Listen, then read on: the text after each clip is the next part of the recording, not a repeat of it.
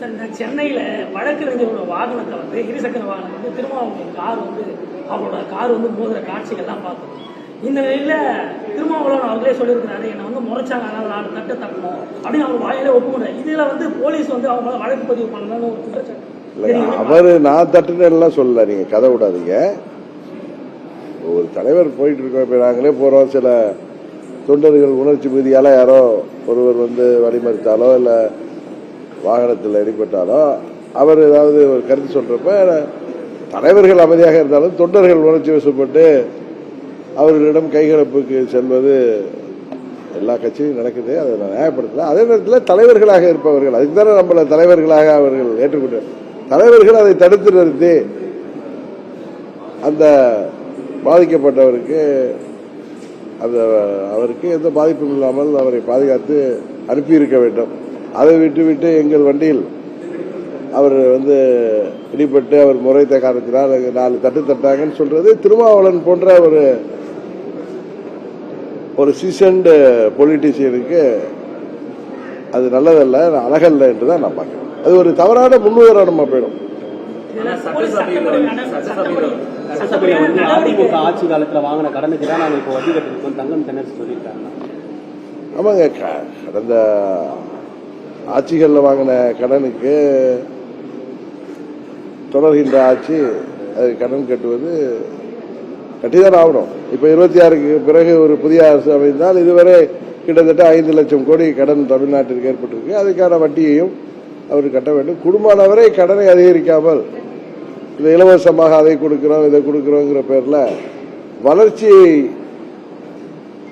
மனதில் வைத்து இலவசங்கள் தேவையானவற்றிற்கு மிகவும் பின்னடைந்தவர்களுக்கு உண்மையிலேயே தேவையானவர்களுக்கு அந்த இலவசங்களை வழங்க வேண்டும். அதுதான் வருங்கால வளர்ச்சிக்கு நல்லது. இன்றைக்கு தேர்தலில் வெற்றி பெறணுங்கிறதுக்காக நாம் பல ஸ்கீம்ஸ் அறிவிக்கிறப்ப அது வந்து அன்றைக்கு நல்லா இருக்கும். ஆனா ஒரு தொலைநோக்கு பார்வையில் அது கடனை தான் அதிகமாக்கிட்டு போவோம். இன்னும் வருங்காலத்தில் இப்ப 26 தேர்தலுக்கு முன்பு வாக்குறுதிகளை எல்லா கட்சிகளும் வாரி வழங்காமல் வருங்கால சந்ததியின் வளர்ச்சியும் தமிழ்நாட்டின் வளர்ச்சியும் மனதில் கொண்டு